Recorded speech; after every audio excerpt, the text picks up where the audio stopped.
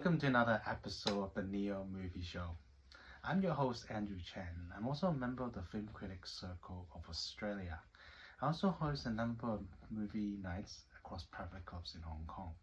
Today we're going to talk about a very interesting Australian movie.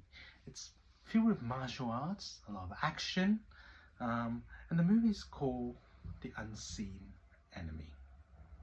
Let's head straight to the movie review. There's a powerful sense of muscle memory in Unseen Enemy, a gritty, Sydney-set actioner that feels less like a modern film and more like a well-worn Hong Kong cinema VHS tape discovered in the back of a video store back in the 80s and 90s. A spine cracked, a promise of whisk-out thrill still potent. Directors Salvatore Samperi and Mathew John Pearson haven't just made an action movie.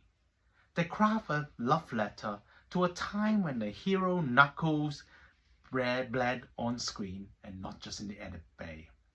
It earns its marks not for narrative innovation, but for delivering on the primal, bone-crunching contract of classic action Hong Kong-style cinema with exhilarating similarity. The plot is sturdy, well-oiled, upon which this engine rolls. The lead is actually played by the director, Samperi. He's a private investigator who nursing old wounds and suddenly being dragged back by his friend's sister Susie, who vanished into the Sydney shadowy underbelly. His quest for redemption leads inevitably to the gang of talent and the person that the nemesis, as you would say, played by Artom Simin, who's that kind of antagonist with menace and actually feels really genuinely physical. It's a well-trodden path of vengeance, rescue, familiar as the outline of the fist against a jawline.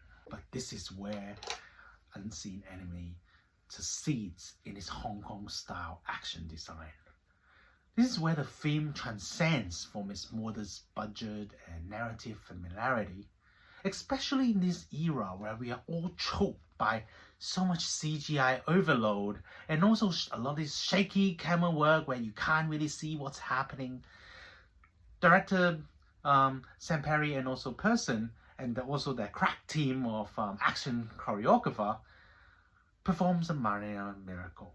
They remember the fundamental truth. Action is best served when you actually can see it. They embrace the wide shots and let the action and also choreography just breathe. They stage the intricate, punishing fight scenes. There's actually a full 30 minutes at the end where it was all fights. And that is the kind of stuff we usually see in Hong Kong cinema back in the 80s and 90s. We get extended takes. We get a longer showcase and really showcasing the stunts, a lot of the skills and also the stunt work from a lot of the actors we can see, which is very well done. The action choreography is a brutal ballet style, blending different kind of martial arts, Taekwondo, Brazilian Jiu-Jitsu, Kickboxing, processing that weight and clarity and reminiscence, as I said many times before, about Hong Kong cinema's golden age. Every block, strike, every land blow, every desperate scramble carries consequence.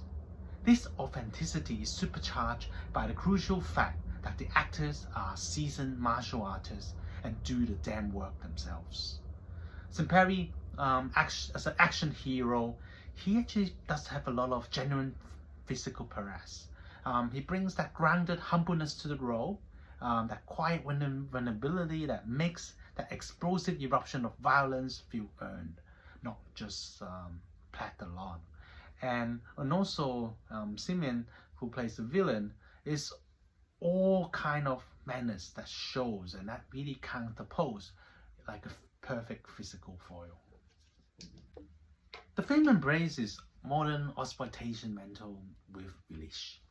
It's screamy, often brutal, yet punctuated moments of that kind of Australian humor and undeniable old school charm.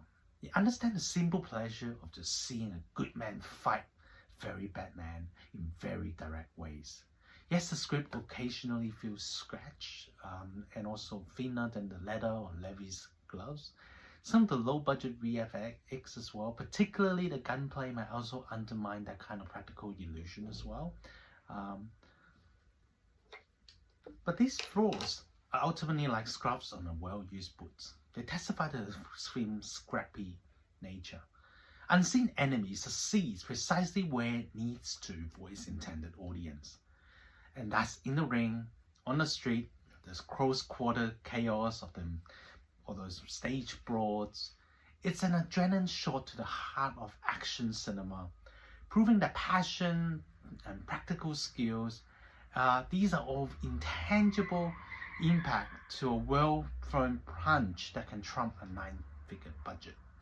If your cinematic cravings craves clarity, the dirty barring intensity, the sheer physical audacity of the best 80s and 90s action cinema, then Unseen Enemy isn't just a recommendation, it feels like a homecoming.